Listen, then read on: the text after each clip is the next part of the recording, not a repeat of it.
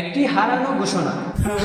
কিরে ছাগল পাইছস? না ভাইয়া, অনেক যে খুঁজছি কিন্তু পাই নাই। দোস্ত, খুঁজতে খুঁজতে হয়রান হয়ে গেলাম। ভাই আপনারা কি করছেন? আর বইলো না, ছাগল একটা কই যে হারিয়ে গেছে, এটা খুঁজতে খুঁজতে আমাদের এই অবস্থা। এত কষ্ট না করে মসজিদে মাইকেই তো গিয়ে বলতে পারেন। আরে ভাই, আপনি কেন আরো 1 ঘন্টা আগে আসলেন? আরে সময় নষ্ট না করে দৌড়া। একটি হারানো ঘোষণা। আমি সালমানের ভাই, আমার একটি ছাগল হারানো গিয়েছে। কোনো সহৃদয়বান ব্যক্তি আমার ছাগলটি দেখে থাকলে আমার বাড়িতে ফিরিয়ে দিয়ে যাবেন। আপনাদের হারানো জিনিস আল্লাহ তাআলা যেন ফিরিয়ে না দেন।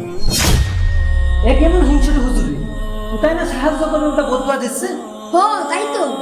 হযরত আবু হুরায়রা রাদিয়াল্লাহু তাআলা আনহু বলেন, রাসূল সাল্লাল্লাহু আলাইহি ওয়াসাল্লাম বলেছেন, যে ব্যক্তি অন্য কাউকে মসজিদে হারানো জিনিস খোঁজ করতে শুনবে, সে যেন বলে আল্লাহ তাআলা যেন ফেরত না দেন। কারণ মসজিদ এই জন্য তৈরি করা হয়নি। এটা আমার কথা নয়, হাদিসের কথা। হ্যাঁ, এটা তো আমরা জানতামই না।